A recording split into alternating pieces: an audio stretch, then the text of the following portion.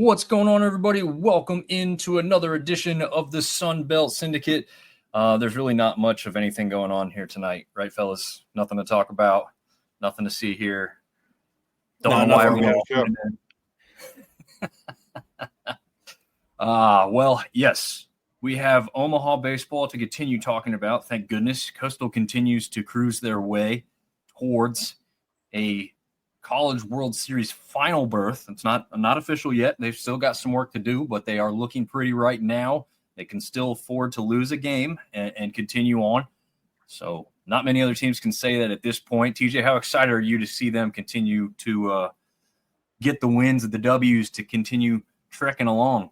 Yesterday was exciting. Yesterday was, I think I said the last time we were on, this is going to be the game that decides just how right or just how wrong the committee was in where they placed Coastal. And it's a one-off. I might have been a little ahead of myself when I said that, but I mean, Coastal looked really good. Coastal looked fantastic. A lot of that had to do with the star pitcher that I'm sure we're going to be talking about, but just an all-around great performance by the Shants.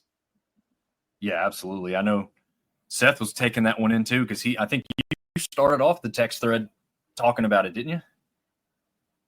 Yeah, I was pretty excited. There's a final I'm hoping for, Coastal included, but we'll see what happens. I think it was a really good ball game. Credit to Coastal. There was a couple things that happened during the game I meant to bring up tonight. I know Coastal definitely looked like the better team, but Oregon State kicked the ball around a little bit. There was definitely some runs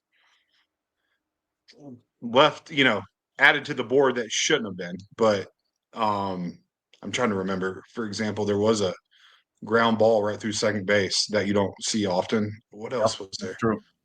By one of their better players. Anytime you watch a Coastal game, there's always going to be a couple of hit batters. And yet Coastal another one called out. I almost agree with that call. I do. I told TJ the same thing. I actually kind of agreed with that one. But TJ made a good point, and TJ, you can make your point here. What moved and where did he actually get hit? That if you are playing baseball at a competitive level, you're taught when you're moving out of the way of a pitch high and tight, you're moving your arms away from you and you're locking your legs. Now, Pato, he's pretty low in his stance, so locking the legs takes a little bit more time, but he's moving his elbow out of the way and he's getting hit in the chest. I haven't picked up a bat for a competitive game in almost 7 years at this point. If I stepped in the box today and got 10 high and tight pitches, I could get my elbow on every single one of them. He's avoiding the ball. And I'm sorry, we can chalk it up to me being a biased Coastal fan and whatnot, but there's no shot that he intentionally moved into the way of the ball. He got hit across the chest. It barely nicked him. I'm sorry, but it's the media making a story out of the fact that Coastal gets hit a lot and doesn't want to move. And I think that, it didn't have any factor in the game, but it's just frustrating to watch that unfold in Omaha when it hasn't been called all year long at any other stage. True. Yeah, it seems like we talked about this, and I think Seth would agree with this part. When you see how many times they've been hit, you've got to think that in the background, and Seth, maybe you've talked about this even in other stuff you've done with like football and everything, but there's a thought process, a philosophy about how it gets done. And maybe they're saying, we're not going to get one over on us. We're not going to be the crew that they get 3 or 4 hit batters on. And everyone goes, man, these guys aren't getting them for it. So I don't know if you agree with that part, Seth. Like, you think maybe some of that was, we're going to call it because we want it not to be taken advantage of. Yeah, I agree with a lot of what TJ said. You are on the national spotlight. Like, this is the story. The crew is well aware of what is going on through the year. So they're watching, they're not going to be the ones that botch a call. So the only reason I'm going against what TJ said was these guys work, probably 4 to 5 times a week. The fact that it was reviewed and still not overturned makes me they get paid a lot of money to do this. And the fact that it was looked at again and not overturned. That's the reason I'm going a little bit the other way on that one. Yeah, makes We'll sense. agree to disagree. All good. We got the win. There you go. Yeah, talking about the win. Obviously, tonight, as we get into it even further here, we are looking ahead a little bit as to who will Coastal face next because technically we don't really know just yet. That game has to transpire. We know, I think, guys, this one's still on weather delay that's going on currently right now, even though that's not part of the Coastal bracket at this point. Yeah, still in a weather delay. It is 5-3 LSU. Ooh, okay. So over we got a UCLA. Decent game there. Okay. And then we've got Realignment, which is over here catching everybody a little bit off guard, I feel like, at this point of where it's happening, but we know it's always going to happen. So any further thoughts on the 6-2 victory over the Beavers? I think some of their best players still stood out as far as the Oregon State side is concerned, but we keep saying it, but like Coastal is completely well-rounded, right? They just continue to keep getting it done. It's not like the worst case scenario for them is to seem to, let a game get tied up or something. They don't seem to fall behind, and they just keep battling back even when you think the odds may be looking like they're going to start going the other way a little bit. I think well-rounded is the best way to explain it. Other than Bodine, I mean, there's no, TJ, correct me if I'm wrong, but no quote unquote superstar. I mean, every player finds a way to get it done. They find a way to get on base. They find a way to get the runners around, pitching top to bottom. I mean, dumb, well-rounded is about the best way to explain it. I mean, they find ways to win baseball games. Yeah, I mean that you're right. This isn't a star-studded team. Caden Bodine in high regard, but I think that what really stands out about this team, I said it a couple weeks ago. Bodine in this game went 0 for 4, and they still dropped 6 runs on Oregon State because everyone else just did their part. Sebastian Alexander with a big hit. You had 3 RBIs from Colby Thorndike on a base clearing double in I think it was the first inning. So yeah, you've got guys who are stepping up. Dean Mijos, who's been on and off the injured list, he goes 2 for 4. This is a team that isn't necessarily star-studded, but it's 9 guys night in and night out that get the job done and are sure-handed in the field. And you've got a great pitching staff to kind of complement that. So this is just all around just such a great team. And you got to talk about Jacob Morrison. 7 2/3 innings pitched of an absolute gem, only gave up 1 run on a home run. And after that home run, he retires 16 straight. I mean, that is just dominance in its purest form. I think you said, Seth, that was Skeens-esque. That's just an absolute all-time performance that gets overshadowed by the no-hitter today. But, what a performance by Jacob Morrison, 12-0 on the season. Yeah, I was going to say he might have had the best performance, or arguably the best performance out there so far before today, because obviously that one's going to take precedent. When it's only happened 3 times in Omaha, that one takes it. Yeah, there is no doubt about that. Sad to see Murray State go, but I think it was a great run, and I think they'll be back. I think this year will help propel them a little bit. We'll just hope that the little guys don't get picked apart in the portal, right? Because that is the thing that we're seeing with football and basketball. Once you have a good season, you better go as far as you can get, because next year you're not going to have the same team at this point. I think Coastal's hopefully sitting in a different spot than that. I'm not saying no one would leave, but I think there's going to be more guys who want to stay because they can see they can win there again. It's not a one-and-done type situation like a possible Murray State. So let's take a look at the bracket. As we know, Coastal, no losses, sitting high and tight until they figure out who wins between Oregon State and Louisville. That game takes place tomorrow afternoon at 2 p.m. Eastern time, 1 Central, if weather cooperates. Otherwise, they may be adjusting slightly to the schedule. But maybe kind of later tomorrow afternoon, we will know who Coastal will get to face. And it would be Oregon State for a second time, obviously, or Louisville for the first time. So that could be an interesting aspect, obviously, to what we're looking at here. Seth, would you want to, if you're Coastal and you're in Coastal shoes, would you want to see Oregon State again, or do you want a new matchup with Louisville, or do you not care?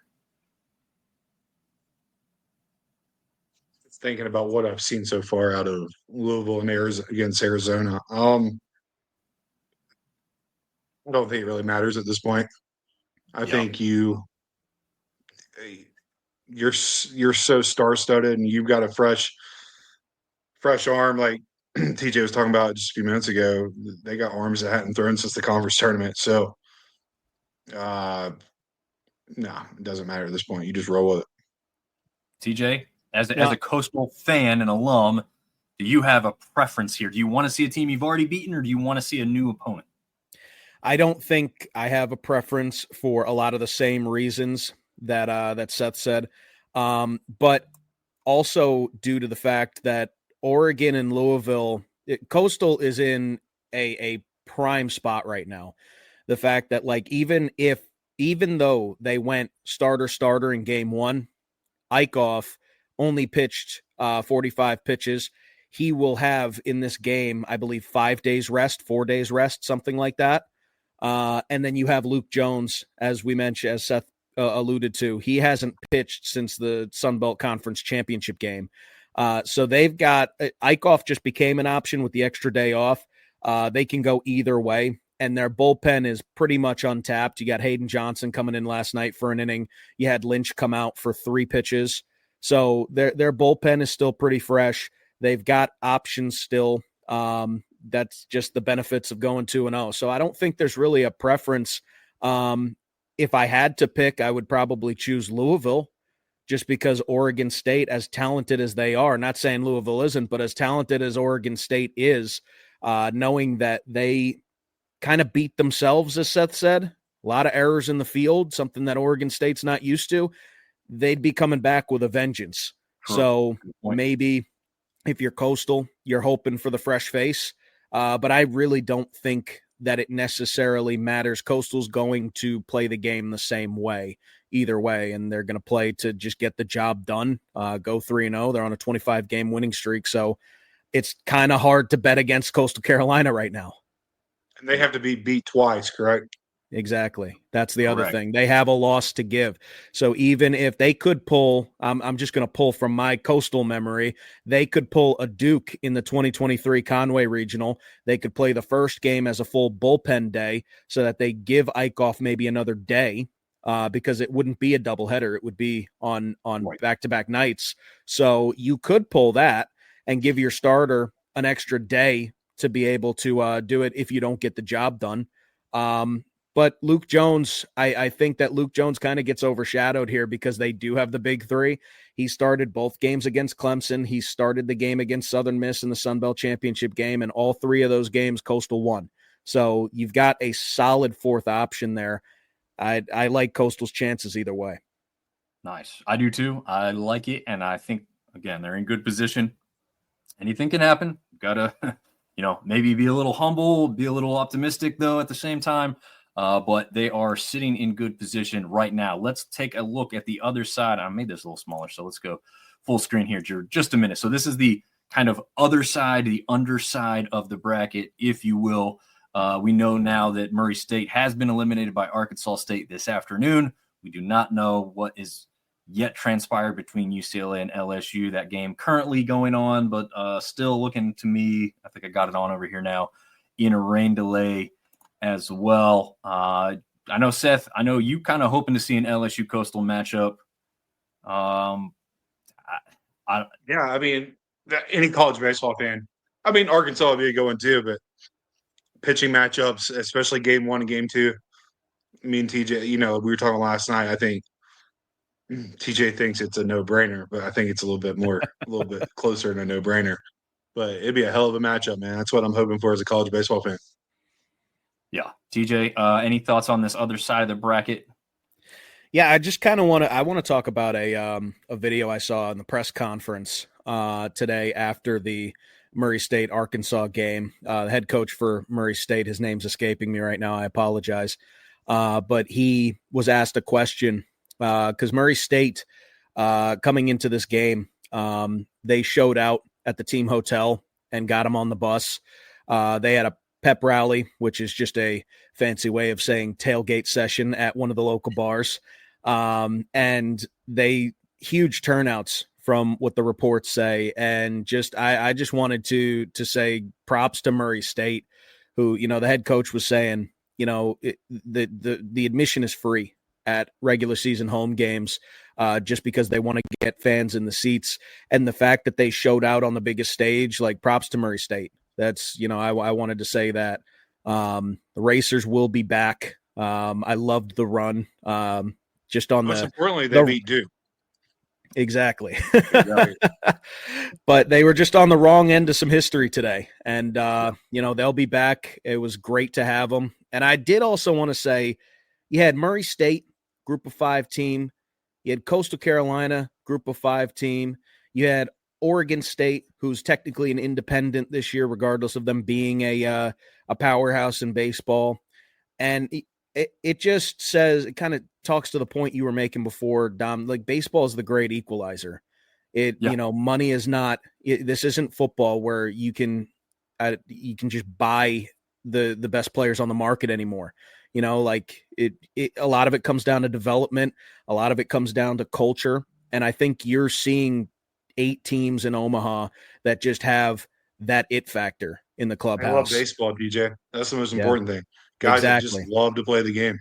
Exactly. Yep. Yeah, like every single bit of content that I see where they involve the players in, like, watching. They were watching like retro highlights today from when it was wood bats in Omaha. And, everybody just seems like they're just having a blast to be there. And you're watching a hell of a product on the field.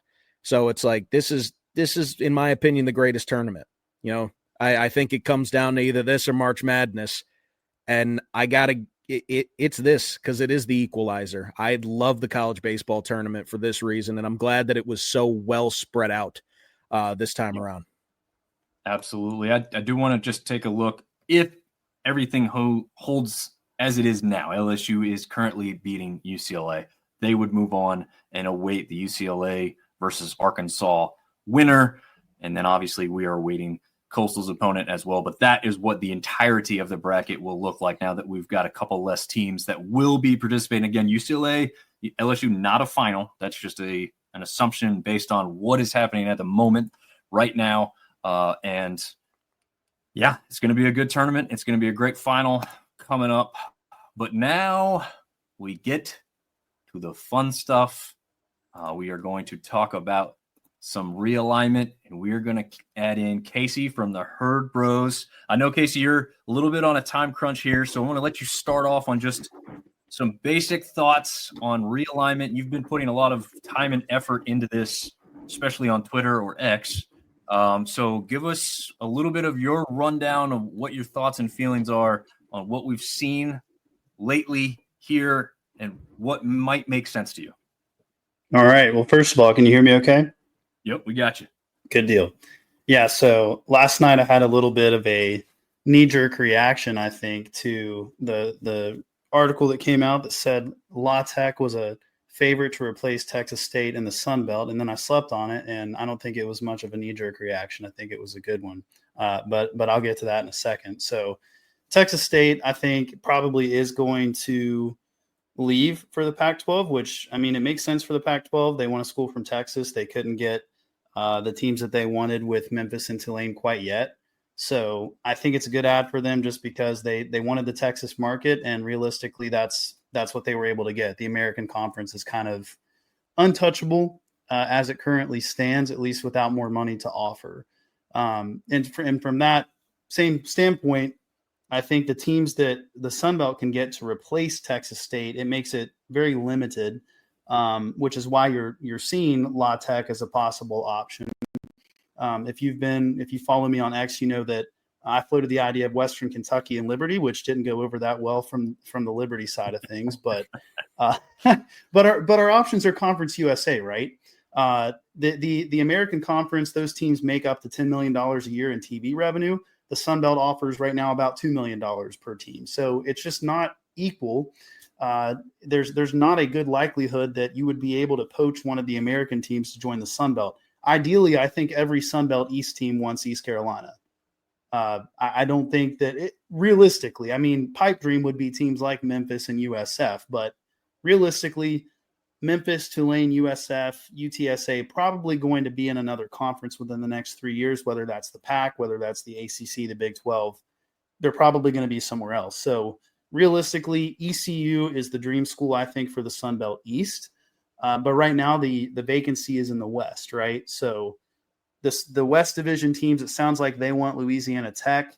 The East Division teams, from what I have heard and from the people I've talked to, do not want Louisiana Tech, but would be okay with Western Kentucky. And I think that is a fair middle ground. Western Kentucky is successful in football and basketball. Football is what drives revenue today in TV contracts.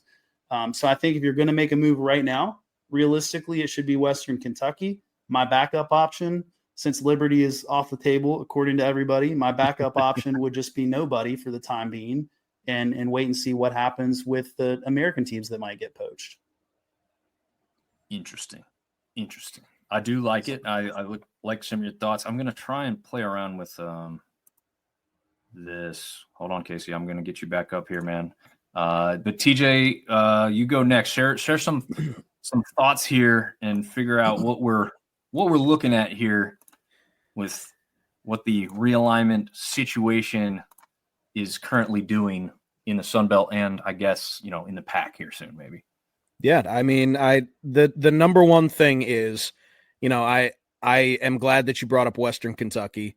I know that those are the two teams that are being floated around right now. I hadn't heard anything about Liberty, but I actually really like that idea. So I kind of want to play a little hypothetical. If Liberty were to be the team, because great football program in recent history. You've got Jamie Chadwell making a return to the Sun Belt. He's got the experience there. Just if that's the team, how does that shift up the East and West divisions? Because Liberty is it just makes more sense for them to be in the East. So do we shift somebody over, or do we just say, you know what, we're going to add you to the West just because? It's funny. I actually, if that were possible, there's multiple scenarios where I think it would work out. Number one, Liberty, I saw fans offering where they could just join the West because they've got the money to do it. They could travel. But more realistic option, I think, for the Sun Belt, and I think this is the goal regardless of who gets added this year and who doesn't. It's just if it's La Tech that gets added this year, it makes this goal much more difficult. But I think 16 teams is probably the right size for the Sun Belt because you've got enough good, reputable group of 5 brands that are in the Sun Belt footprint. So right now the goal is 14 because you're losing a team most likely. Within the next 2 to 3 years, I think you add 2 more teams, hopefully from the American. But if it ends up being Conference USA, I still think you can get to 16 teams and it would be valuable. And if that's the case, you could go for a north-south setup in the Sun Belt, where you would have Liberty and Western Kentucky join probably the North Division, and then you could bump the 2 Georgia teams down to the South Division. And I still think regionality-wise, it works out that way. Nice. But everybody hates Liberty, so I just don't think that's going to happen. I'm going to put a travesty of a map up here, but I've combined the Sun Belt, the American, and Conference USA just to get you all to see the visual of what this kind of looks like. And as I do this, I want Seth to share some of his thoughts about maybe whatever you want to say, man. Somebody you want to see, somebody you definitely don't want to see. I mean, what are your thoughts quickly on just an overview look of the Sun Belt moving forward? That's the biggest question is what is the draw for Texas State to leave to begin with to set all this off?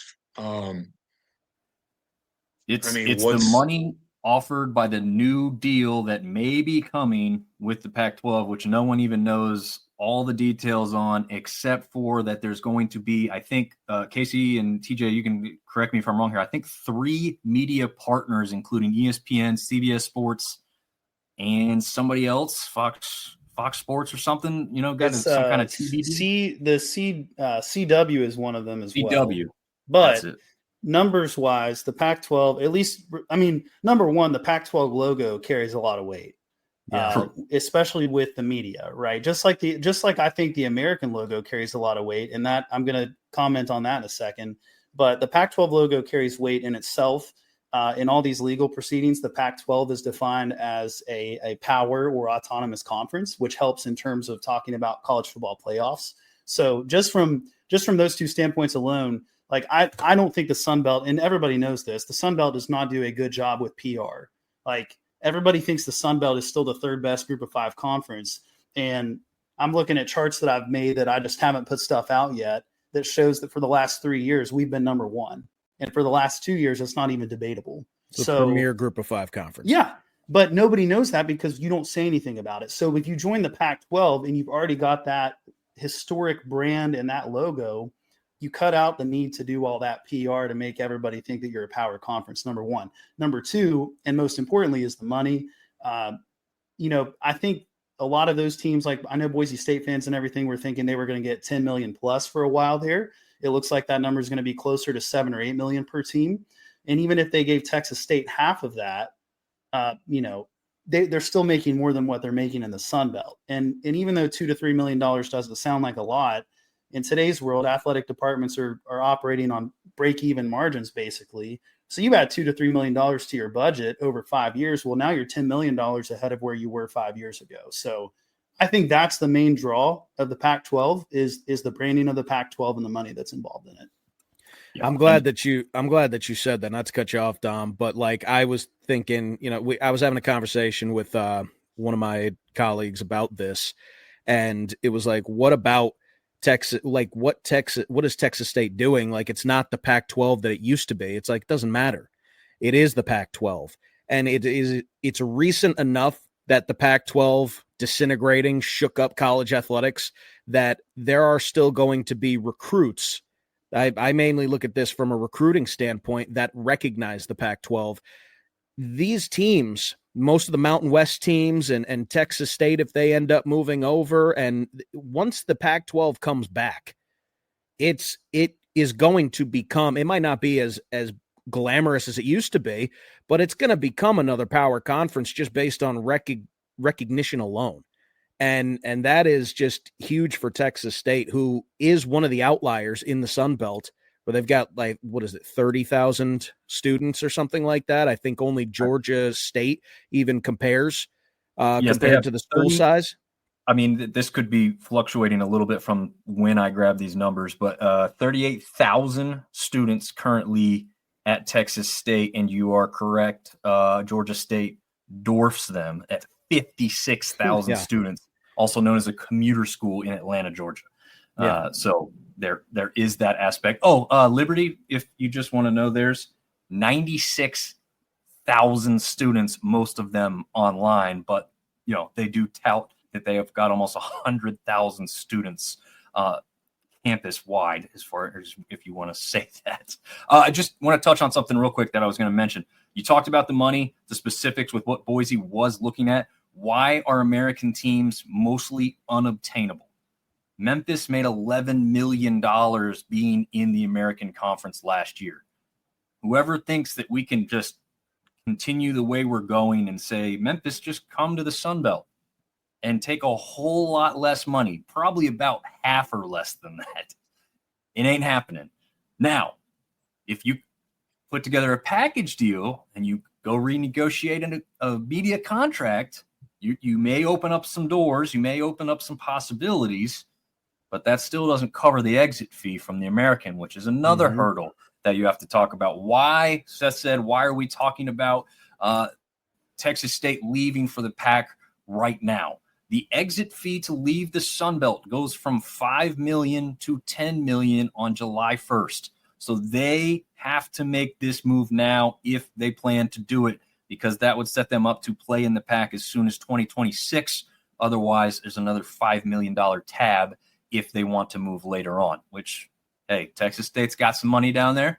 It's not to say it couldn't happen, but that's why this ball is moving as quickly, feasibly as it sounds now. I think a lot of this is still totally unsolidified. Casey, have you seen anything that really sells this as like a real formality, or are you still thinking there's quite a few question marks to get through, a lot of hurdles to jump through before we see Texas State actually leave? I mean, I haven't seen any more than what you all have seen in terms of formal offers on the table. And Pete Thamel said yesterday, you know, there's not been a formal offer. That's just, they were heavily discussed this week at the meeting of Pac-12 leadership. So I do think an offer will be made in the next couple of weeks. I think everything is pointing towards that.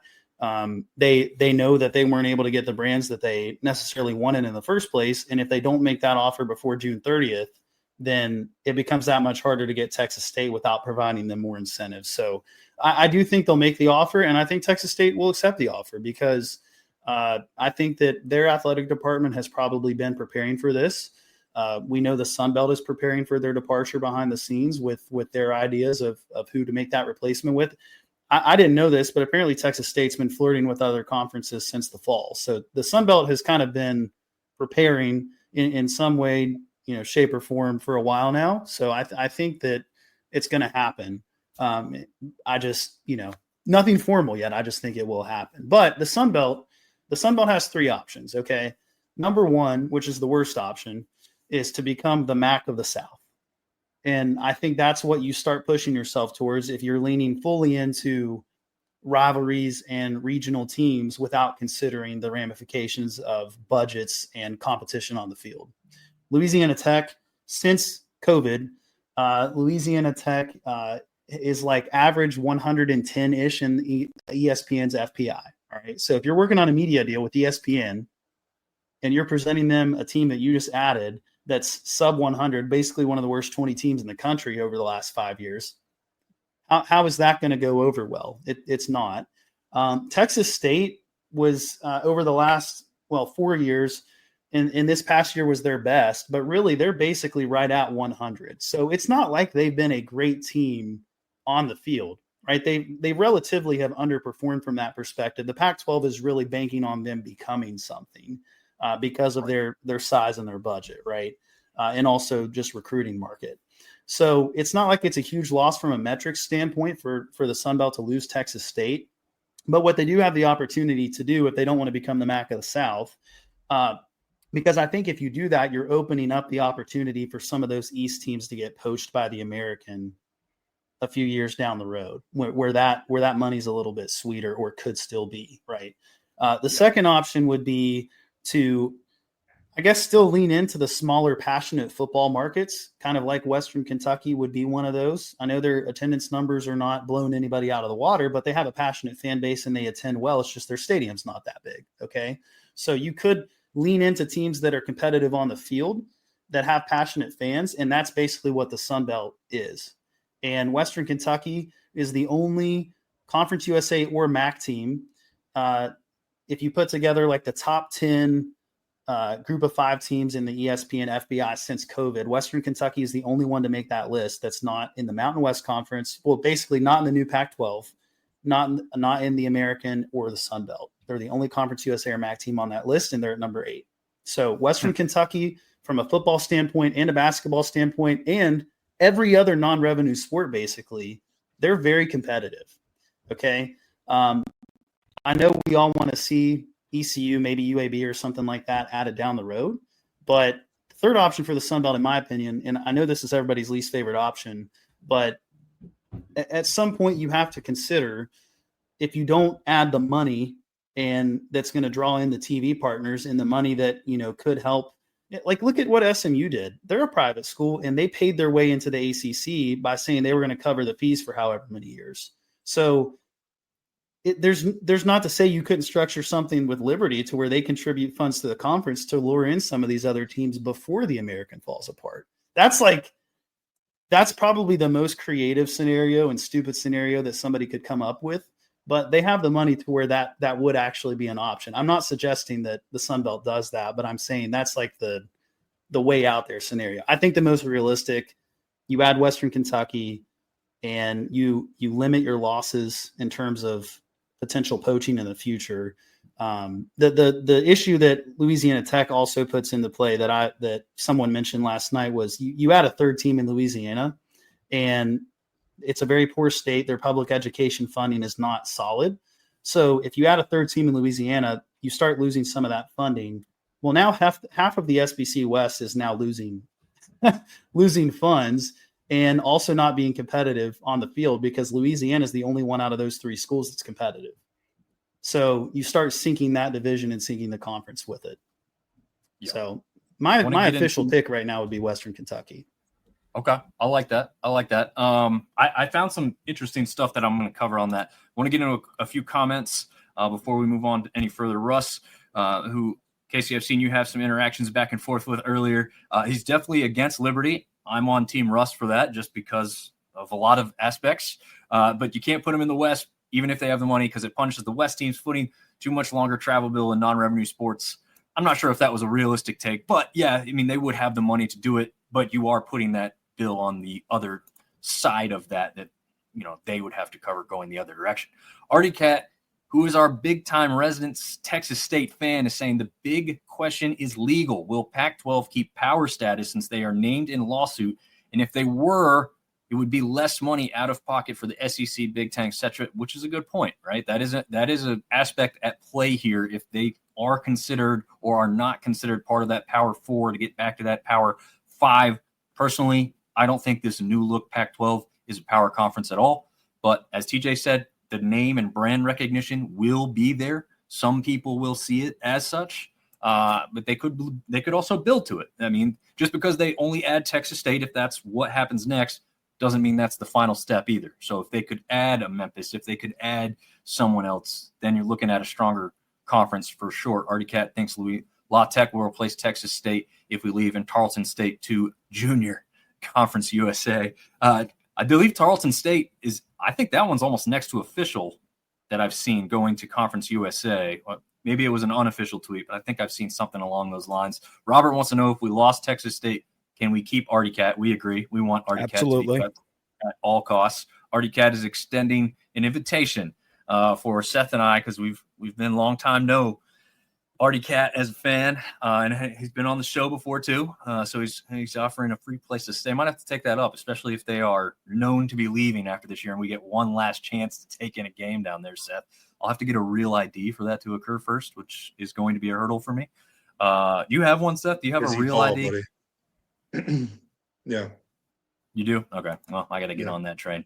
Old Road Marshall wants give me liberty or give me death. I couldn't disagree more, but there you go. There it is. And Artie says he's going to be a Sunbelt fan for life. Western Kentucky tried to kill Sunbelt. No way those losers should ever be allowed back in. That's another aspect at play. Seth, La Tech, Western Kentucky both used to be in this conference, both left. La Tech seemingly slammed the door shut with their previous AD just ripping the Sunbelt once they were out. They don't have him as their AD anymore, so that proponent, that aspect could be forgiven or forgotten or moved on from. I don't really know, right? I haven't had those discussions. But do you think that's something that should be held against WKU or La Tech for the next move, or do you think you have to kind of move forward? I'd like to hear TJ's opinion as well, but no, I feel like once you've moved on, you move on.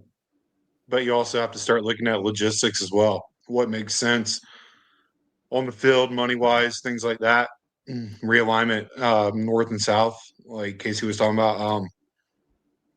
I think we got to wait and see. Obviously, if Texas State does leave, but it looks like all hands are pointing towards they are going to be heading out.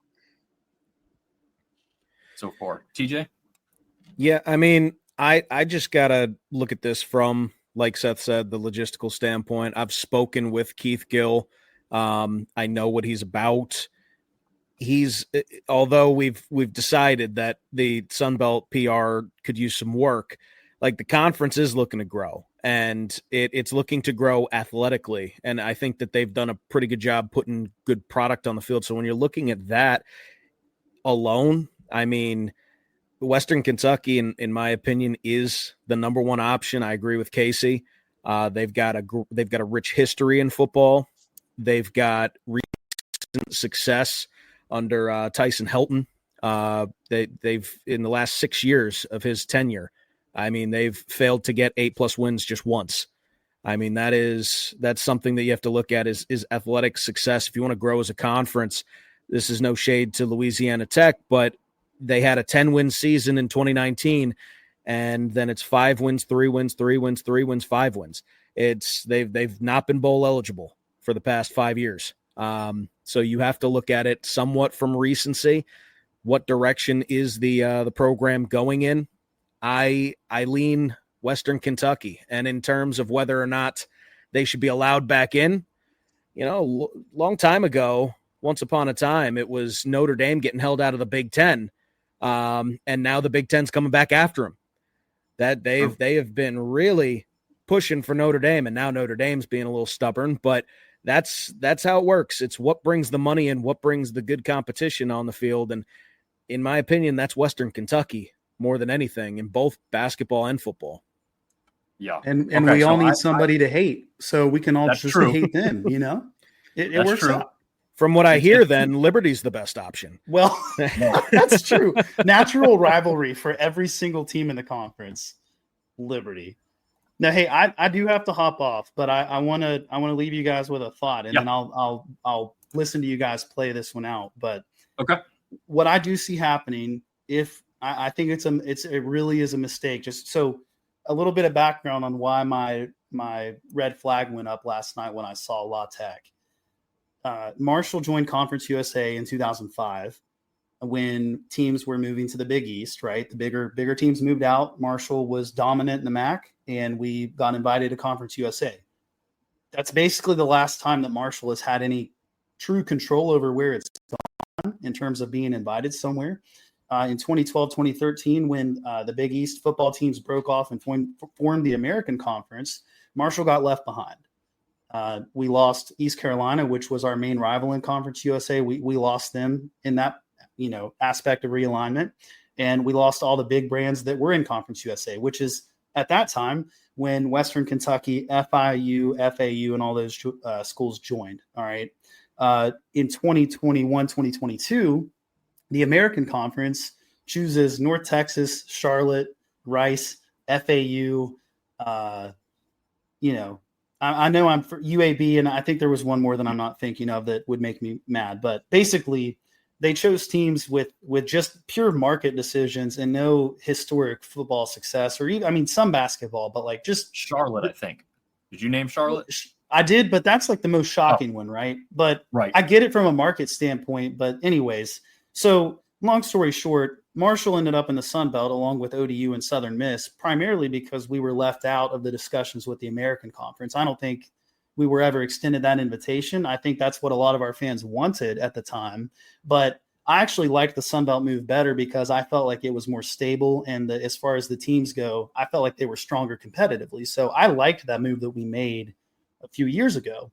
What I worry about now, though, is you start adding teams like La Tech and dragging down the metrics of the conference to where you don't have the market value for the TV contracts. You just don't. We don't have all the big markets. We can't go in front of ESPN and say we've got Charlotte, Houston, et cetera. We just can't do that. But what the Sun Belt can do is say we have the most competitive group of 5 product. We can beat these big teams, and we can do it on national television, and we have passionate fans. Like, you can promote all of those things. When you start adding teams like Louisiana Tech that are just going to drag down your metrics to where you lose that argument, you start losing arguments for getting TV money. And at that point, it becomes, well, the American logo carries a lot of weight already. They've done PR for the last 10 years where they pushed themselves as the P6 conference, which made everybody think they were the best group of 5 conference. And they were. I'm not saying they weren't. They were. They're not anymore, but people still treat them like they are. You can see that with 10-2 Memphis, who did not make a conference championship game last year. They were ranked in the top 25 to finish the season. Marshall, 10-3, Sun Belt champions. All right. Lost one game in the East by a point. And the Sun Belt East is the best division in all of Group of 5 on its own. And Marshall was barely receiving any votes, if any, at the end of the season. So that still shows you the different perspective on the American Conference and the Sun Belt, just because the PR has been bad. So that being said, if you add La Tech, I think what you're looking at in 3 or 4 years is the American Conference would have the opportunity to poach the Sun Belt, like the best teams in the Sun Belt, basically, to go to the American Conference, to join with those market teams that are still going to be there, even though they're not as competitive, on the field, but the markets will still be there. They could draw in the competitive teams that are strong in metrics from the Sunbelt and make a decent conference. So my question to you all is, if they had to pick 4 teams from the Sunbelt to add to the American Conference, which 4 teams would that be? And with that, I'm going to hop off and listen. So thank you guys for letting me join tonight. I appreciate it. Absolutely, man. Thanks For joining us, Casey. Appreciate it, man. All right, TJ. That was a lot. Pull that map back up. Bring up. Yep, that's what I'm going to do. I'm going to bring the map up of what we're looking at first. Okay, so what he said was the 4 teams the American would come and try and poach if Texas State were to leave, and this kind of continued down a path of the Sun Belt starting to get picked apart. Do you have a thought process? Do you need a minute to put that together? Because I could start off pretty quick if we need to. I mean, I've got a couple. I think the very first one, the very obvious one, both in terms of athletic success, especially in football, and in terms of fan base, is JMU. I think that JMU, like a meteoric rise from the FCS level, it's in the footprint. JMU makes a ton of sense.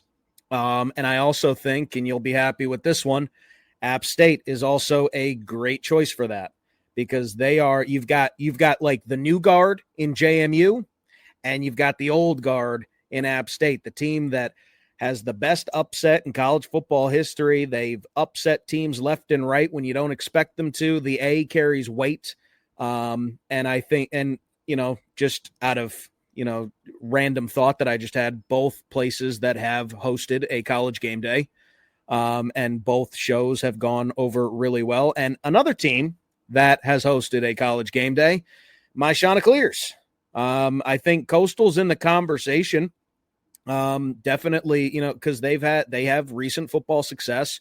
It has gone a little downhill in the past year, but you've got basically Tim Beck's full team, year 3, the year that matters, coming in. That might be a situation if Coastal does well, that they're in the conversation, and they are competitive in just about everything else other than men's basketball right now, but that's still in its early years with the new head coach. So I think Coastal's a good option as well. So those are my 3 right off the bat. I think Marshall's in the conversation as well. So yeah, I'll start with those 4. I think make a lot of sense based on geography and athletic success. Gotcha. I'm not going to go crazy different. I'll give you 4. Though I'll go ahead and complete my 4. And one big note here before I complete my 4 is we know that brand and recognition and money are the 3 most important aspects of this. I think I know where you're JMU going. JMU has both, right? They have the money, they have the brand. Those 2 are undeniable. They're a shoe-in for the next invite for someone leaving. I think they might be the next one out if this were to occur. I hope it doesn't. Okay, I'll start there too. I hope none of this.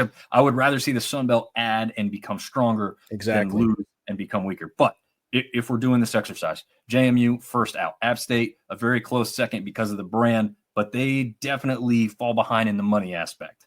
Okay, so there is a little concern there for longevity at a higher level of play for a longer duration. Then I'm leaning between Coastal and Marshall for the next one. Marshall's got kind of that old school tradition, a little bit more brand recognition in the long term. But they've got a movie named after him. That's yeah. Coastal's on the rise. I think they're very exciting. I think people want to like that brand. I think the logo is very recognizable. The nickname, as much as people get it wrong, like people like it. They want it. Like people on this show. Yeah. It's a beach school. It's not right on the beach, but it is close enough to be considered a beach school. I mean, ECU's kind of often thought of more of a beachy school in North Carolina. It is not either, right? It is at least like an hour away. And Conway's like 20 minutes from Myrtle Beach. So you're right there in it. When you get out of the car in Conway, you feel like you're in Myrtle Beach. It's not the temperature and all that stuff. It's all the same. So I get it. Then the fourth one that surprises me, and it's hilarious because Artie just commented this too. It's Georgia State for me. It's Atlanta. It's the media market. It's the size of the school. It's the money that they have at play. It's the facilities that they are going to have. They've got the football one. It's weird. It's a monstrosity, but it's huge and it's built for expansion. Basketball, they just got a brand new gym. They've had some success there. So I think they could easily get back to that again. The problem is you're maybe recruiting kids in Atlanta who don't want to stay in Atlanta. That's probably their biggest challenge, right? Baseball is not terribly bad, but they aren't great. But they're any given year, they can be a good baseball team.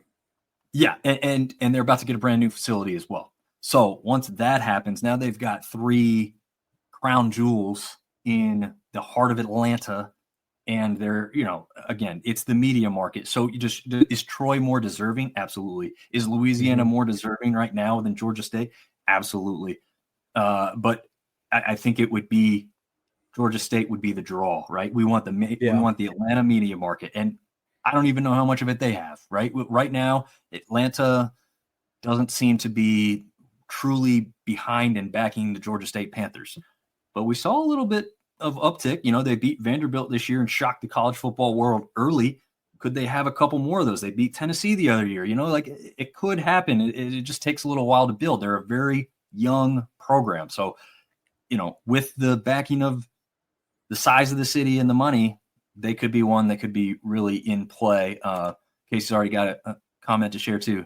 So that's the obvious 3 to me. Coastal, App, JMU. You can tell by the way ESPN has treated them with game day, etc., that they'd be the media favorites. Yeah, I mean, and not to mention Sports Center in Conway as well. That was something that happened this year, and Matt Berry, I think, did a tremendous job for Coastal's brand as well with the way that he hyped them up. But yeah, I wanted to just say also Troy, I think is an obvious, I think 5th on this list.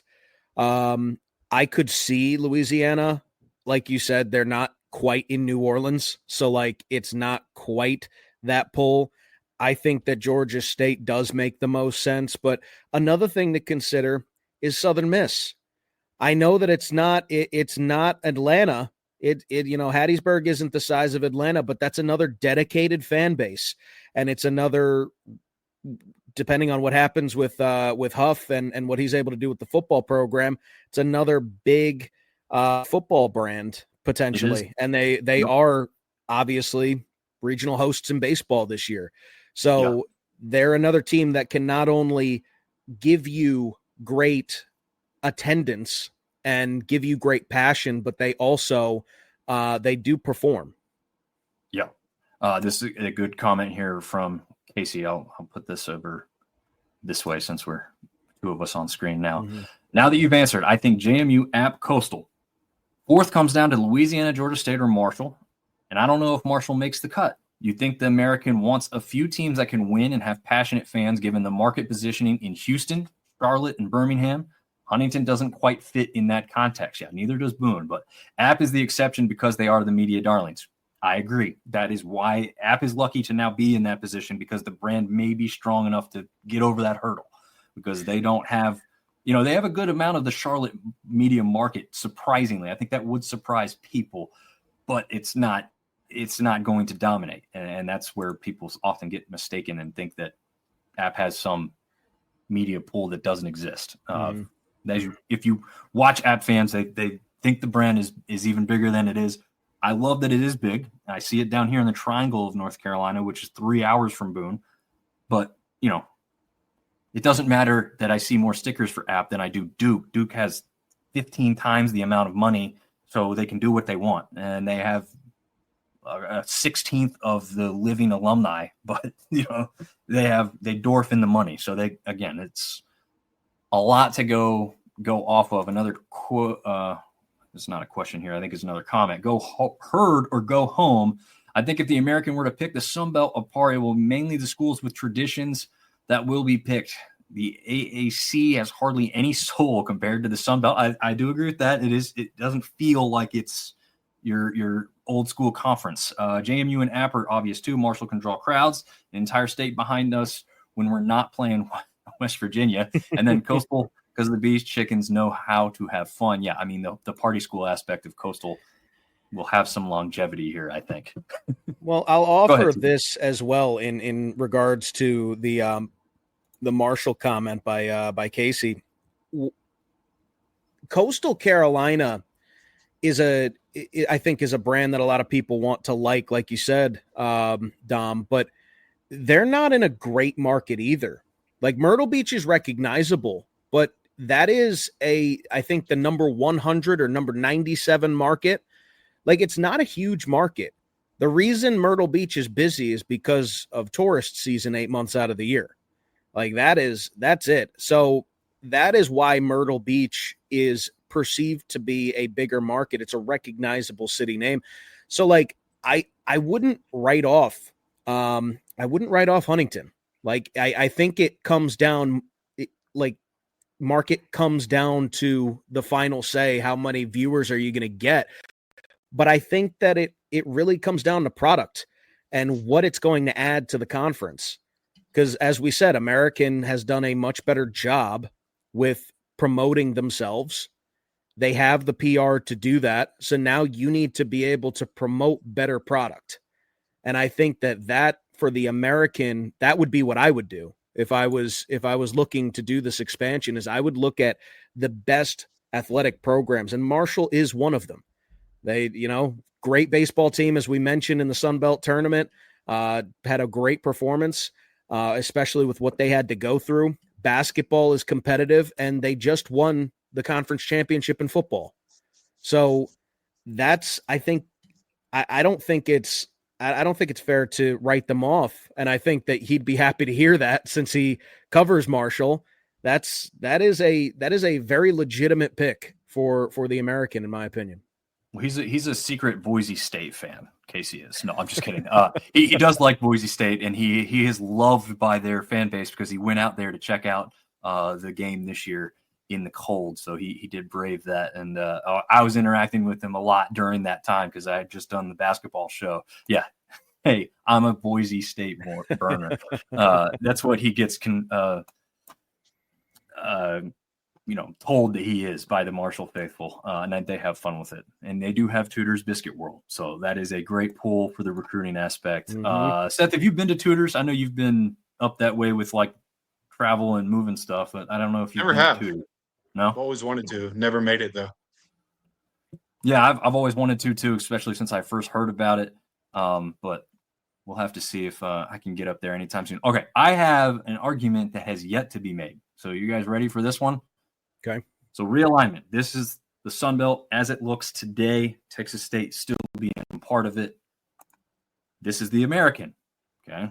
This is what it would look like today. I only included football schools, by the way. And there are a couple, like I think Wichita State is an American member, but obviously don't have a football program. So they were not included on this map.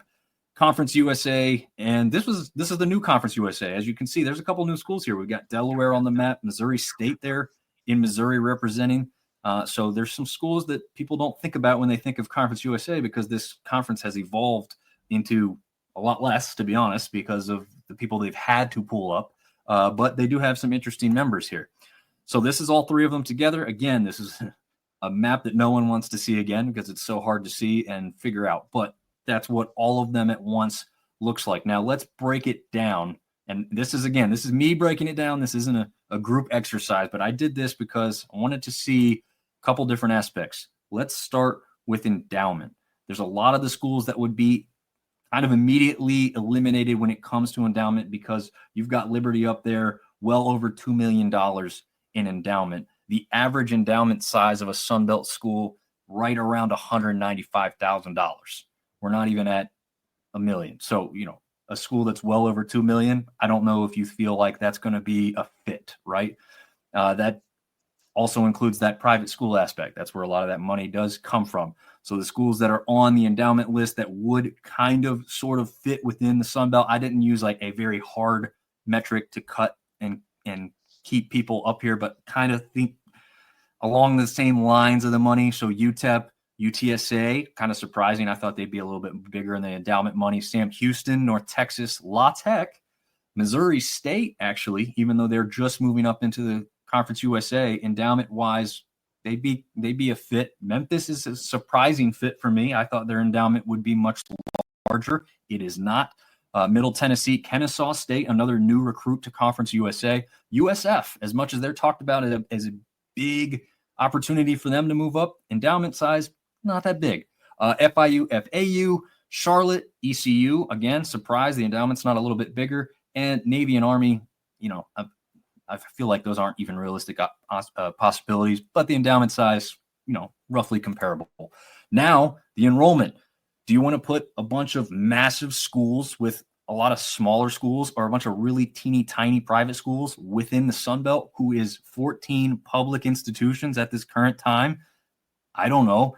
But enrollment wise, we've got a couple that you can see are matching up with about what the endowment side is. Some of them don't match up. Temple, surprisingly, is a decent sized school. Delaware, another big school, but not too big. Charlotte, ECU, there was UAB's on here that wasn't currently on the other one. Tulane also added here. Western Kentucky, but as you notice, Western Kentucky was not there for the endowment aspect. And then UTEP out west, North Texas didn't make it. Now, if you combine them, here's the schools you're looking at. Again, this is very similar to that last one, probably more of the enrollment size. So if you look and ask me right now, today, if we lose Texas State and we have the opportunity to invite teams now, again, we just talked about the American not being a real viable conversation because they'd be losing millions in media rights deals to come down to the Sunbelt. We don't know if it's, I think we all agree that it's not a down in competitiveness, but it would be down in money. So if you're talking about inviting teams up to make yourself not lose a member and keep that money kind of rolling in, Missouri State may be an option. Sam Houston State has already pointed out, may be an option. Middle Tennessee State could be an option to come back to the Sun Belt. We know that they were a previous member in the past. Kennesaw State, an up-and-coming team. Another team in Atlanta. That's an aspect you probably don't love if you're Georgia State because you're competing. And then you've got one team down in Florida who kind of fits into that mold in FAU. So FIU, sorry, yes. I knew I was going to mess that up at some point. So I put this together and I said not worst case scenario, to get to 16 teams, as Casey said too, right? You have 8 and 8. I kept them still east-west, but this is to get to a strong point, one that you feel like will stay together for the long term. This is not the best option where you're inviting the biggest and best that everybody always wanted, but I'm talking that as a realistic aspect. What do we know that Sunbelt has done recently? They've added JMU, who came up for the FCS, App State, Georgia Southern, Coastal Carolina. These are teams that were given a shot and made the most of it. Could these other teams do that? Maybe. But as you can see, what would then happen in my plan? Again, this isn't what I really want to see, but to me, this is kind of the realistic aspect. You're looking at a Missouri State and a Middle Tennessee add to the West. Eliminate Texas. If you lose Texas State, to me, you're out of Texas completely. There's no reason to go back in and have one more outlier out there in Sam Houston State. In Florida, again, I thought you really only had one real, true, viable option. It was down there at the tip near Miami. To me, that's way too far for you to say that makes a whole lot of sense there. So, again, just like Texas, if you're not going to have a couple teams down there to kind of hold everything together, eliminate Florida too. Make Texas and Florida your bowl destinations where you host your postseason tournaments. Make those states those destinations and keep everything more regional, more together, hopefully more competitive. And I'll finally give the floor back to somebody else. Well, there's just a question I have. Those other charts that you had made, those are the eliminated schools? Is that what you are saying? If we go back, those would be the ones I think fit best. So for enrollment, those teams there would fit best. Endowment, okay. Those teams there would fit best. And then this one would be the combination of the two. And so then again, I eliminated the American teams out of that again would not likely take less money to move again down, quote unquote, to the Sun Belt. But again, for money, it would be a move down. Okay. So that would be why UTSA is eliminated from that? Correct. I guess I'll say this. My hope, my dream for the longest time is to add Memphis and ECU. I think those are very strong plays. You move them in, and you can go to somebody else with the media deal and say, look, we need to renegotiate. Look what we've brought to you. And then they're liking it because they are more regional. They don't have to go to the PAC. And unless one of them is very likely to go ACC or something, I don't know how realistic that part is either. But what I would do is try and bring in UTSA and keep Texas State, because then you add a tandem in Texas if you can't keep Memphis. So you'd add one in UTSA in the West, and you'd add one in ECU in the East. But again, I mean, my hope would always have been in the past, add Memphis, add ECU. But I don't think you get both. I don't think you get all three. Well, then I guess the only thing that I might offer here is, would you consider, if you're the sunbelt commissioner, right, would you consider like putting something on the table, an offer with your UTSAs, your Western Kentuckys, your bigger names of that big combined list that we were talking about, that you think for a product standpoint, not talking money or anything like that, make your athletics better, and then have them say, like, contingent on a renegotiated deal with an ESPN or whoever, that these teams would join, to like kind of give them a little bit more firepower? Like, is that something that you bring to the table with an ESPN? I do. If I'm the commissioner, I'm saying I'm putting together a very well-versed plan with a lot of the arguments Casey made earlier, right? Like, give me the statistics in football that back all this up. We know basketball has been a weak point in the Sun Belt for a long time, unfortunately. So you're probably not going to be able to grab a whole lot from that. But again, if you're bringing in Memphis, then you start talking about what you could do with that addition, because that's a brand recognition in that sport that you don't currently have. Baseball doesn't hold a lot of weight as far as a media rights deal, I don't think.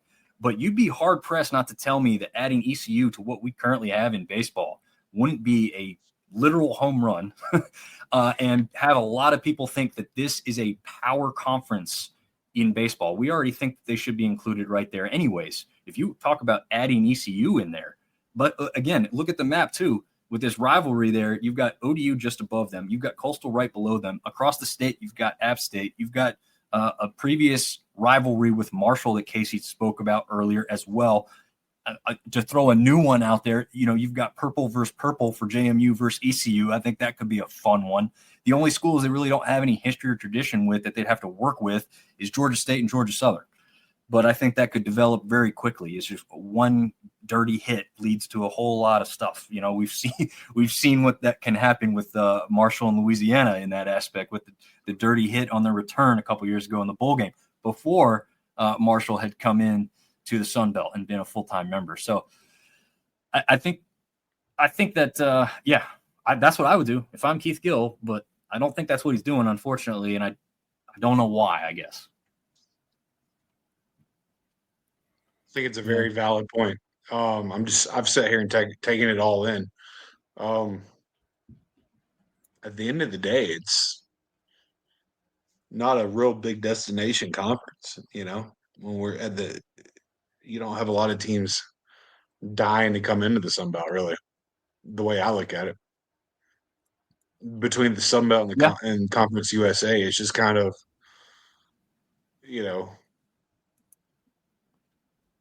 one way or the other. I don't think you're making much headground. I mean, I guess that's what's the unfortunate thing about it, is because we've all pretty much decided, and this is a belief that I think all three of us have held for a very long time, Sunbelt is the premier Group of 5 conference. That's what we said before, from a talent perspective. So I guess like my whole thing is I would be pushing so hard to go try and get Memphis, UTSA, Tulane, even like the bigger schools that are routinely talking about, potential G5 representative in the playoff or the New Year's Six in recent years. Like this is what I would be doing. I'd be going to all these schools and saying, we want to put the best teams that we possibly can in this conference. And it makes sense because it's all within the Sun Belt footprint. Going to ESPN and say, hey, you already give the Sun Belt love, right? You've had, you've had 3 member schools host game day in the last 5 years. So like they're already on your radar. We have the chance to make this conference literally the next Power 5. This would be what that is. Plenty of teams that with upset potential written all over it. We need a new media deal to be able to bring them in, and then you get more entertaining product. That to me is what, in better words, because that was terribly said, but in better words, that's what should be happening right now. Create the super conference, quote unquote, of the G5, become the next power conference. And then it becomes more appealing for a lot of these players and a lot of these schools to want to go into this conference. Yeah. Casey's asking, have we made a chart with the academics? I have not done that. If I don't know if that's the part of the academics you were talking about or not. I haven't put a chart together with it. But I agree with Artie. Keep them public universities. I think once you throw in a private school there, you've got like SMU all of a sudden competing in the ACC immediately, right? And I should have put money on it because I said that they would possibly win the championship in their first year in the ACC because they come from a historical aspect. They were just really good last year. And a couple, people jumped up to them because they were making the jump to the ACC. And I just don't think the ACC is a great football conference. They have a team or two every once in a while, sure, with Clemson, FSU, a couple years ago. But they just don't have the staying power the ACC doesn't for me to see them as a big draw. And I thought SMU can come in here and do what they did. And again, private school money funded that whole entire move. That's what these teams and these schools could be capable of. You want Liberty in here because you want to hate on them? I mean, I love the hate aspect too, but immediately they're going to come in and dwarf you with all kinds of money that they can pay in the NIL era. And you want to compete with that? You want to think that that's fair all the time? I mean, to me, I just don't want to see a team come in like that and dominate simply because they pay the most money. There's always going to be a disparity. I'm not saying it's always going to be fair, but I just don't want to see that aspect in the sunbelt. We don't have it now. And we see what the parity is. I mean, the East and the West have been up for grabs for years because nobody can single-handedly dominate. Troy's been the closest, but we saw what happened with them this year. They finally lost enough of their roster where suddenly they didn't have a great season. So, yeah, I mean, just don't want to have the semi-pro team continuing to reload every year because they dish out the most handouts and the most money. So that's my thing against private schools. I think some of them would fit in kind of cool, like Tulane going up against Southern Miss all the time and the Cajuns, kind of it's a regional thing. That'd be great, but they have a ton of money and they're a teeny tiny school. Let me see. I actually have that one written down. The size. I got it off. I'll talk to y'all in a little bit. All right. See that. Tulane is 13,000, so they're not the tiniest of schools, but they are not huge either. I mean, the average size of a Sunbelt school is roughly around 20,000 students. So you're thinking about 13,000. Tulane doesn't not fit in, probably just not a shoe in. I don't know. You want to get to some comments and we'll gather our thoughts for our next drill talk here. Yeah, we can go through some comments. I just think like I'll kind of put a bow on it. I think we're talking about the money and which are all very real realities of this decision, no matter which way it goes, whether the American tries to poach or whether the Sunbelt tries to poach. I think that the thinking about it is incorrect in my perfect world, right? I think it should be what is going to bring the better competition to the Sunbelt. Because like Casey said, if you bring in a La Tech, you're going to drag down your metrics.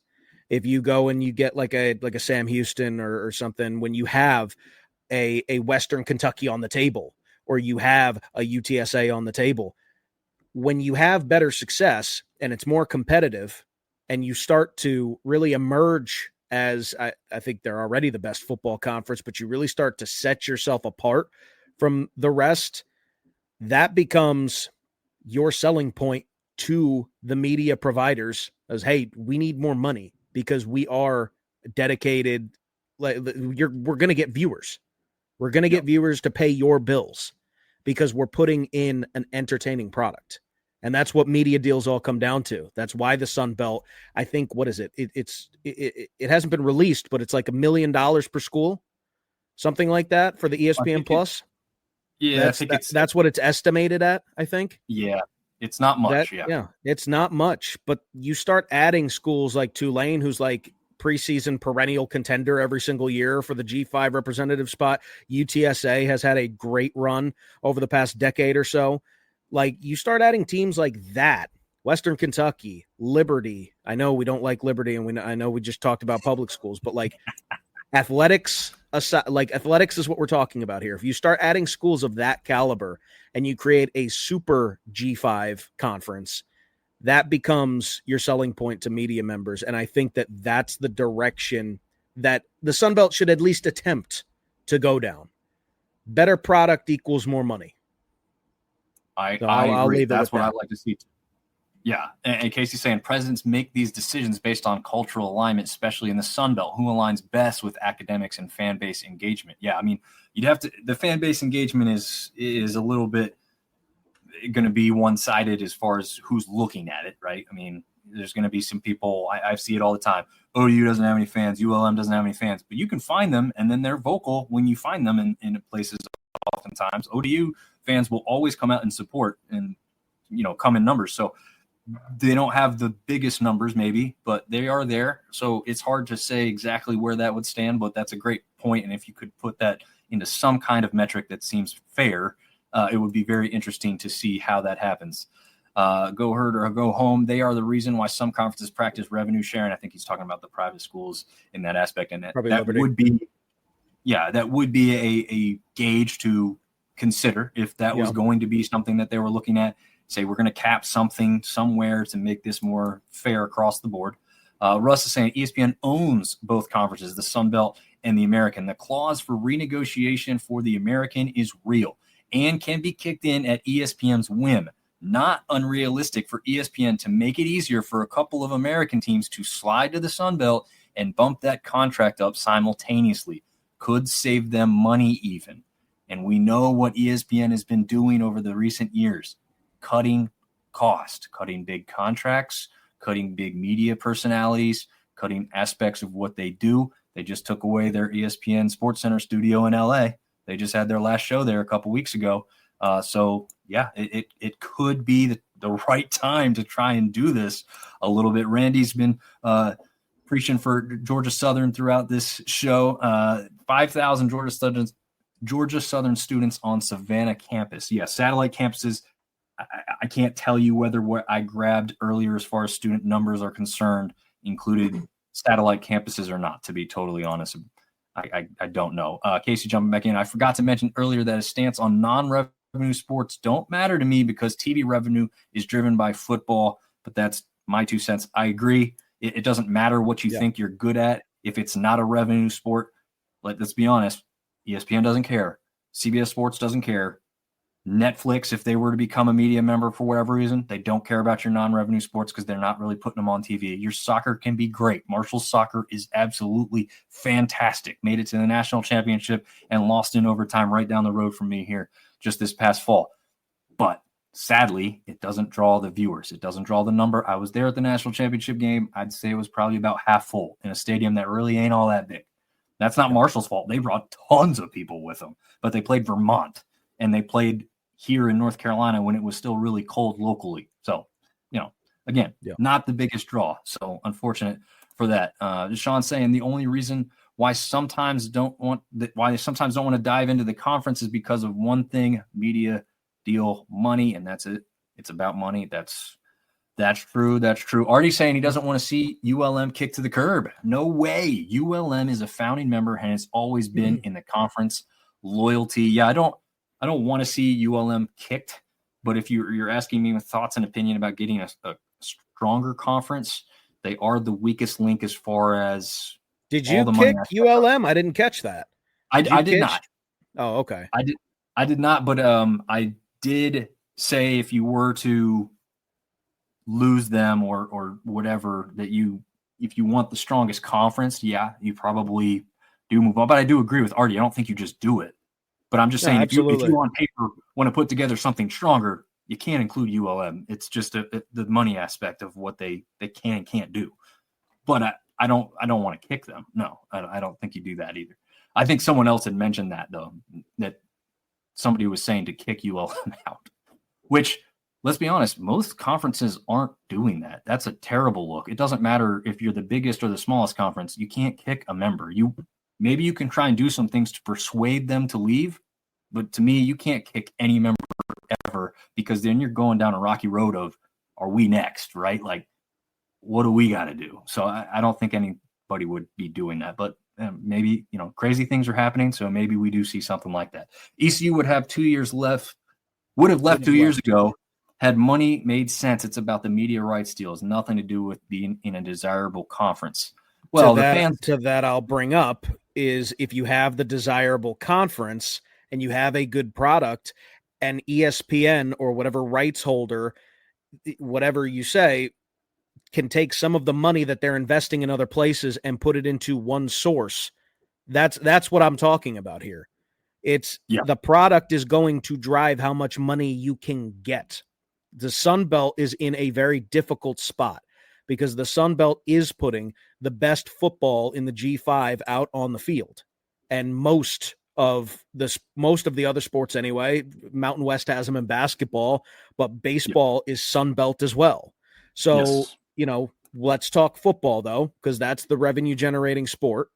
It's the premier conference. If you can add more talent, you can then have more leverage when you're renegotiating this deal. And that's why I said, if you're going to try something, and it's a Hail Mary, I'm not saying this is something that happens all the time, but hell, the Pac-12 just disintegrated 2 years ago or wherever it was. So there's nothing that's like given anymore. There's nothing that's guaranteed. You go to ESPN and you say, hey, we have been in contact with these schools, i.e. Tulane, UTSA, Western Kentucky. Let's throw Liberty in there for football relevance. Just talk about those schools with the bigger football programs and the more successful football programs and say, we have the opportunity to add them contingent on we get a better deal and make it appealing to them. If ESPN can take money out of the American or out of the whatever conference and put it into the Sunbelt Conference that has the best football anyway and is only getting better, appreciate you, Eldro Marshall. That is what ESPN wants. That is what college football fans want. They want better product on the field. You know what I mean? Like that's where my head's at. You put a better product on the field, you can strong arm for more money. That is just the way it is. The American was the premier conference in football. They are not anymore. Sunbelt needs to capitalize on it. And if you're going to take a swing, why not this? Yeah, I like it too. Tyler saying Liberty will come into the belt. I think you're opening yourself up for some harassment right now, Tyler. I don't know. Yeah. He's been a fan. We haven't seen him in a little while. Some people drop off during baseball season. It is what it is. We don't have as many baseball fans across the conference. We have some really strong baseball fandom with Coastal, Louisiana, Southern.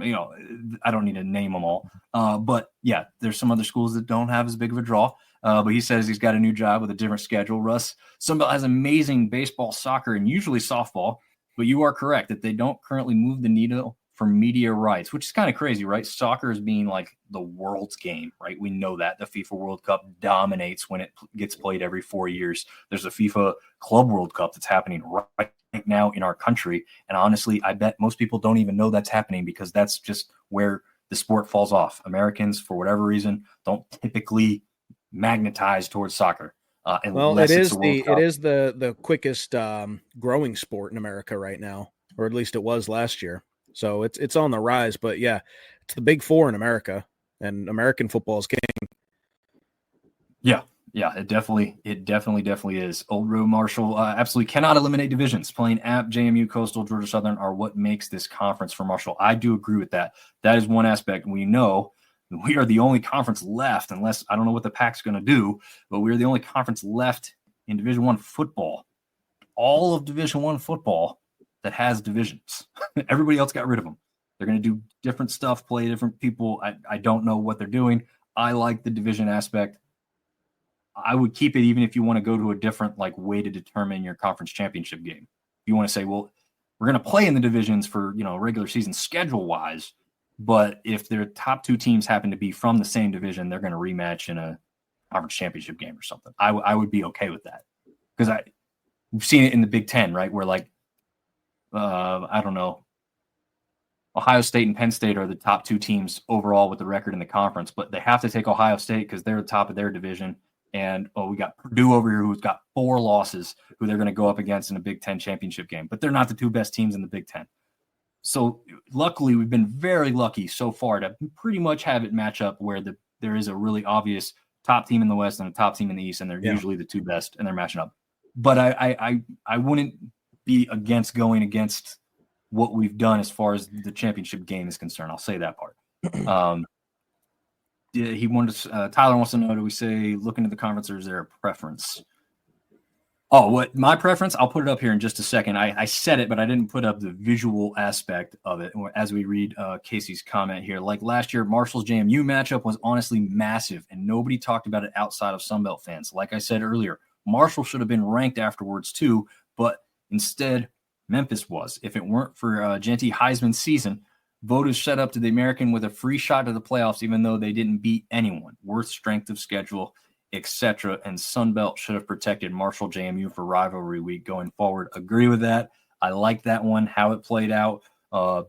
Somebody started a founding fathers head-to-head matchup. I forget what they called it, but it was good. And they had a little trophy made up. I don't know if it was a real thing at this point or if there's going to be one, but definitely a good named rivalry with two teams that were very good last year would have been really fantastic to see that continue in the future. If you're looking for not a big shakeup, add Sam Houston replaced Texas State. Sam Houston football almost beat Texas State this year. Sam Houston revolting. I think that's the name stadium, making it larger. Renovating, that's what he's looking at. Sam Houston renovating stadium to make it larger. Good. I was like, that's a tough thing to say about their stadium. That's, what did Sam Houston do to you? Can't be that bad. All right. So this is who I would want. Again, I'm not taking all three because then you have an odd number here. But if you talk about Texas State leaving, then some of it makes a little bit more sense. Those are the three teams I personally would want. Memphis and ECU are my top two immediately, and I want to keep Texas State. And then if you want to say add UTSA in there too, then we've got to pick another team to add to the East. And I hadn't gone that far, but those are my top three teams. If I had to choose and they say, hey, money's no real object, just who do you want to play? Like TJ said, competitiveness wise, just a team that's interested, that both ways, right? Their fan base wants to play us. We want to play them. Who I'll be damned about what conference it's in. I just want to play this team. Memphis and ECU are it for me. And UTSA, kind of a distant third, just because I'm not anywhere near Texas and I don't have anything with that. But again, I would like that for like Texas State to have a travel partner, be out there, regional rivalry, heated, and obviously been really good in football. And I think they've had a couple decent runs in basketball. I'm not sure if their baseball's been great. I can't think of it off the top of my head, but that would be who the teams I would want if I could choose. I don't know, TJ, is that kind of similar? Or you got something different there? Like, as much as we've had the discussion in the chat about how we don't like the fact that they tried to come after the Sun Belt and they slammed the door, whatnot, I still very much like Western Kentucky. It geographically makes sense. It athletically makes sense. Like I said, last 6 seasons under this new head coach, only one season, less than 8 wins. You look at men's basketball and you look at this century, so last 25 seasons, they have had 2 losing seasons. They have made the NCAA tournament 7 times, which is why I thought that this was going to be way more about I thought this was going to be way more about Louisiana Tech or Western Kentucky, and then this just became a whole other conversation. Yeah. But like, I was going to compare those two. Like, Louisiana Tech, they do have a good basketball program. They are competitive, but they in their history have made the NCAA tournament 5 times, and they haven't made it since 91. So we're talking about a Western Kentucky team who has made it 7 times in the century and has had only 2 losing seasons. I really like Western Kentucky as a pick here. Football success, basketball success. Those are the 2, men's basketball. Those are the 2 major revenue generating sports. Football is obviously king, but men's basketball does matter. And it strengthens men's basketball in the conference, which is what the Sun Belt lacks right now. There are a couple teams that stand out, but it's a weak basketball conference. I'm just going to put it out there and say it how it is. They need to improve. And there are some teams on the rise, but adding a team like a Western Kentucky that has both the football success and the basketball dominance in the mid-majors, that's a win to me. I really like the Western Kentucky fit. Yeah, actually, that's a great argument. I didn't look that deeply into Western Kentucky. I knew that I was going a different route with the endowment and the enrollment. I had a feeling nobody was going to put those things together. And of course, those are less You are important. correct. Yeah, they are less important than they've ever been, right? Historically, these types of things have been used in the past, though. And that's why I wanted to look at it and see what kind of makes sense when you look at these aspects of how conferences were kind of put together to start with. Again, we've gotten away from that. I'm only using this as a show of what could be possible if you look at the more realistic aspect of, the American teams not really being a part of what we're looking at doing, and looking at a worst case scenario of survival, right? Like, okay, we don't want to be picked apart. Who are we bringing in quickly that we think can contribute and become the next James Madison, the next App State, the next Georgia Southern? I don't know. Again, Texas State really hasn't become much just yet. Obviously, we feel like they are. This past year, we really thought that they'd be in that championship game before the season started. But could be a sleeping giant, right? I think Southern Miss could be another one right now too, right? Huff leaves, takes a big part of his roster, kind of flips the script, and history and tradition tell us Southern Miss could be back on the rise very, very quickly now because of that. Yeah, wait for Southern Miss to be a huge impact in the West. I think a lot of people feel the same way. You feel the same way. Southern Miss is going to be someone to watch out for in football this year. Absolutely. I do think so. And they've been pretty good in basketball. They've had some weird things happen here. I think we already know it'll be the last year for the head coach going into this season for Southern Miss. I think Ladner, I believe, has already said that. So that could be a good thing, right? Because the guys are playing really to send him out on the right note. We'll see. Obviously, last year was a little bit of a down year. They had some problems with some players. Wasn't Southern Miss in 2022 when the 4 teams got added? This is me just pulling here. Isn't that the year that they had like 25 wins or something like that in men's basketball? Am I mistaken in that? Wasn't there a team that year that just came into the conference and just took off? Like I think it was Southern Miss. I think you're right. I know that they've been up there contending. I'm pretty sure they were. I was covering ACC basketball, so I apologize, but that was that I believe Southern Miss was the team. I think you may be right. I mean, here recently, I know Marshall, Louisiana, Southern Miss have been the teams, and obviously JMU and App State the past year or two. But yeah, there was a team before that. So yeah, I think that was Southern Miss. A lot of people they're jumping on your bandwagon, man. I think you sold a lot of people on WKU. Can you go back to the last comment for a second? The longer one about foaming at the mouth. Which one was that? Yeah. This is something that I'll say about this comment. Like, no offense to Texas State, but one could argue that it would be an upgrade. I agree. The one thing that I will say is that Texas State, I've heard some chatter, not myself, but I've heard some chatter that people think that losing Texas State is like okay. And as long as we bring in somebody that can upgrade or is just as good equally, I think that losing, aside from the money, I think that losing Texas State is pretty big because GJ Kine, I believe is how you pronounce that, or Kinney. Kinney. Yeah. GJ Kinney is a promising head coach, and they were on the trajectory.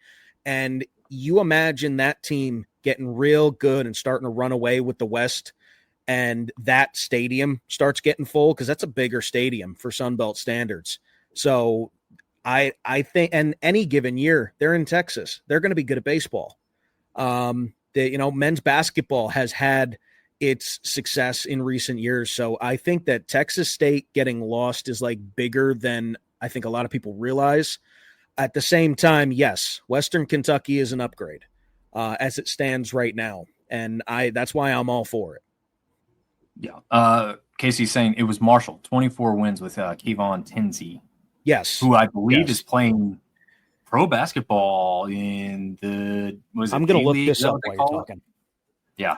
But yo boy Cars, who he said it's been a while jumping back on. I know, look, football is king, and we have the most comments and the most interactions during football, and as basketball starts to happen, we have a little fall off, and then baseball actually picks back up, believe it or not. And that's what proves there's proof in the pudding, there's proof in the numbers. This conference is a massive baseball conference. Go ahead, TJ. Excuse me. Just 1 second. In 2022-23, Southern Miss went 26-7. So not only was I right, I was almost spot on. Nice. So like they are a great. They've had basketball success as well. So like don't count them out for that either. Because I knew it was a yellow team, and I was like, it wasn't App State. App State was last year. So yeah, that's it. Yeah, Southern Miss has had its success as well. Oh, here we go. There's that is what it was, because it was Marshall, Southern Miss, and I believe JMU also had a good year, but it wasn't quite as good as it was last year with who was the JMU player? Terrence Edwards. It wasn't it wasn't quite that good, but like the three of the new additions to the conference, automatically it was like, whoa, basketball is good in the Sun Belt now. Mm-hmm.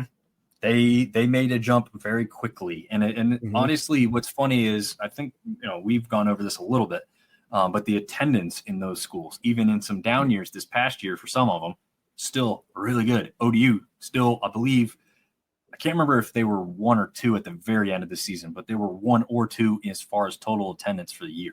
I think they were number 1 in total attendance for the year. In average attendance per game, they were 2, I think, somehow. But regardless, anyway, still great to have northern teams who value basketball a little bit more than some of the Gulf Coast teams seem to do on a large scale. Artie says, we'll be dodging Central Valley, California gangsters soon enough in the wastelands of Utah in away games. So don't rub it in, dudes. That's in comment to the WKU possibly being an upgrade over Texas State. What they won't be an upgrade in, though, as I've got the numbers right here, Western Kentucky sitting at 17,000 enrollment. Again, Texas State, 38,000. Western Kentucky's endowment, not even $17,000. Oh, I'm sorry. That is wrong. $170,000. $16 million. But the endowment size for Texas State, you ready for this one? Second in the Sun Belt, behind only South Alabama, which is a surprise to some people that they are number 1 in endowment money. But Texas State is second with $358 million plus in endowment money. So Texas State has long been the sleeping giant. We've used that term to describe them before. When do they wake up? Is it with an addition to the pack? Is it because of the Sun Belt talks them into staying and adds somebody of value to them to want to stay? Is UTSA or Sam Houston State or North Texas that you swindle from the American somehow? I don't know if I see that with where we're at today and the knowledge that we have of the situation currently. But, maybe it's something that could have happened if it started down that road earlier. Or he says, imagine an overseas Sunbelt game in Europe, Austria, or Asia to get some attention. I think that's out of the footprint, man. I agree, because I think like that's what the Sunbelt is great at. None of their fans want an Ireland game to kick off the season like ACC fans do. We got to be honest with ourselves that our fan bases typically don't have the type of money that some of these other ones do to be like, yeah, I'm going to go take my whole family across the pond and go see Florida State versus Georgia Tech in Ireland to kick off the season. Like And then I don't know if that's tongue in cheek by RD2. He could be just being facetious about that. Yeah. In one aspect, it would grow the brand, sure, in that area, but I think you'd alienate a large portion of the people in the States who are fans of the teams that they're losing a home game on in that regard. But yeah, Joe in Northam. Yeah, Joe, that's the reason that you don't trust AI. I just looked it up really quick. I saw the AI generated response. You are right, 25-8. Which is why I'm okay with that, because now I was exactly spot on. So I'm all right with that. 25-8. There you go. Yo Boy Car's calling it UTRGV. That is the University of Texas Rio Grande Valley, is going to be in the Sun Belt in 5 years. Well, I believe I hear they're starting a football program up where they have one in FCS or something. I think that's in the works. If it's not already a thing. Their baseball program, very good this past year. And I think they're pretty decent in basketball. Artie could probably tell us that. But he says it's called publicity. Texas State volleyball is in Europe now. I've actually noticed there's quite a few Sunbelt teams who have gone over to Europe to play some exhibition games against teams over there. That part to me is fine. I mean, I'm all for that. Like, get them exposure, take those kids on a trip because it's a school-sponsored event type thing. I love it. I just don't think like we'd want to see Southern Miss versus JMU in Central America. You know, I don't think the draw is strong enough. The brands are strong enough. In Brazil? Are you kidding me? Do it in Rio.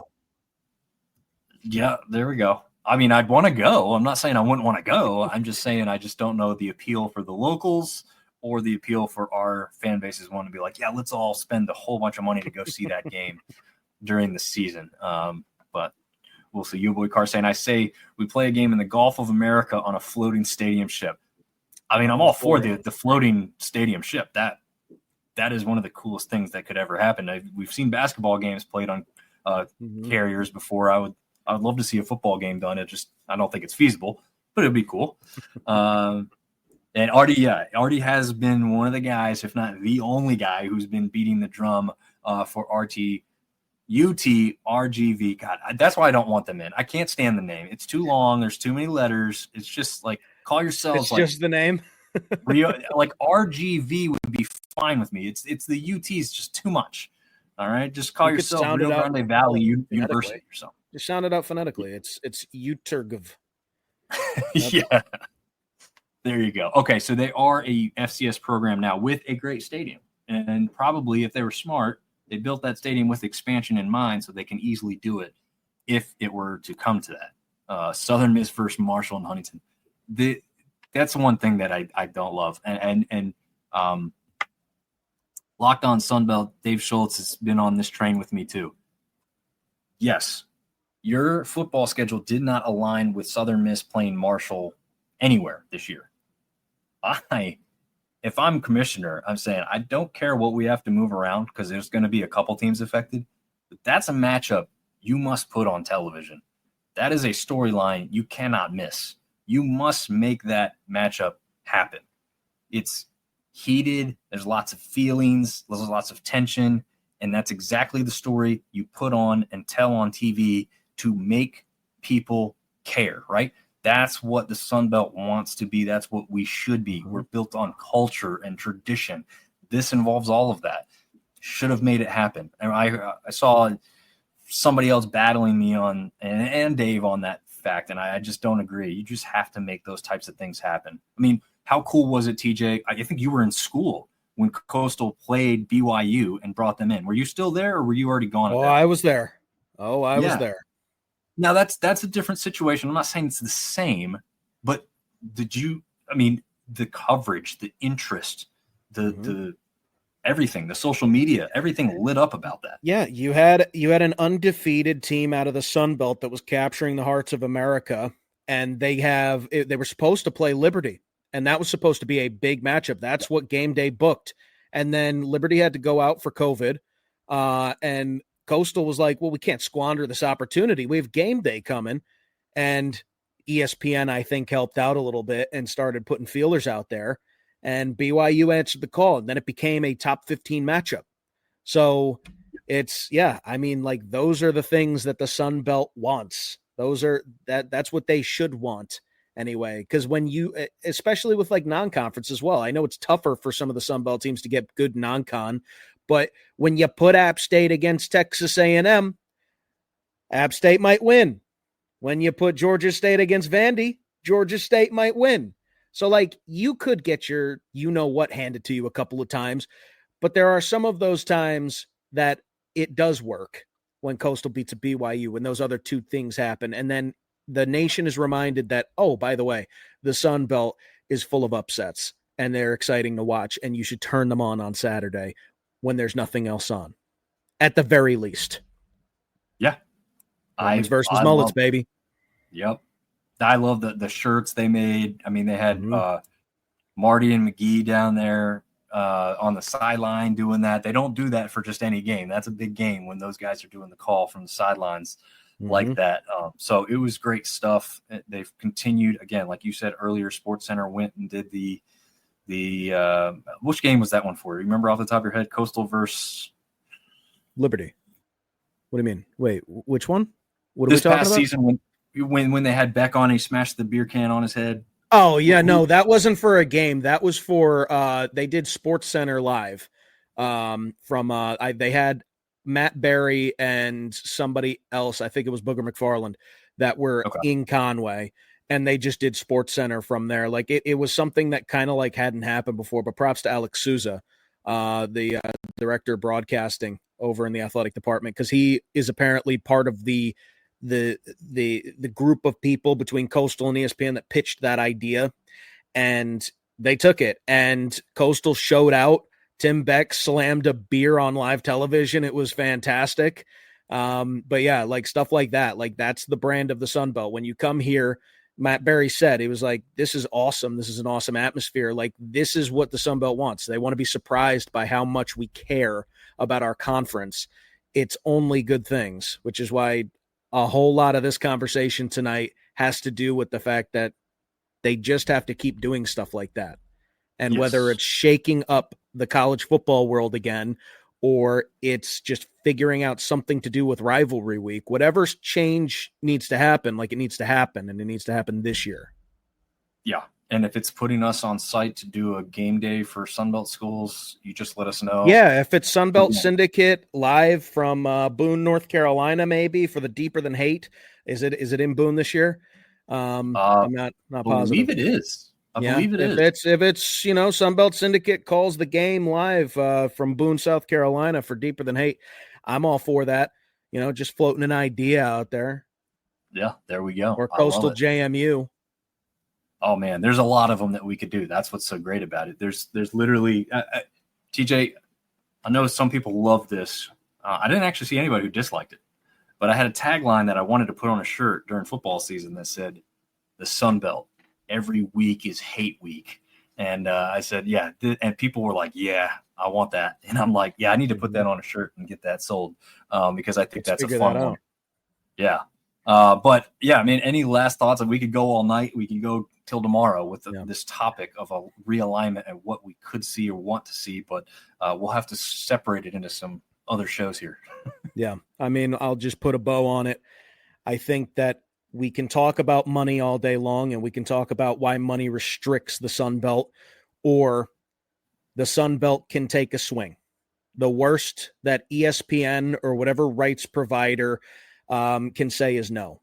I don't think that there's an athletic program out there that would, if the money worked, turn away an opportunity to go up against tougher competition to potentially put yourself in a better position for the G5 representative in the CFP.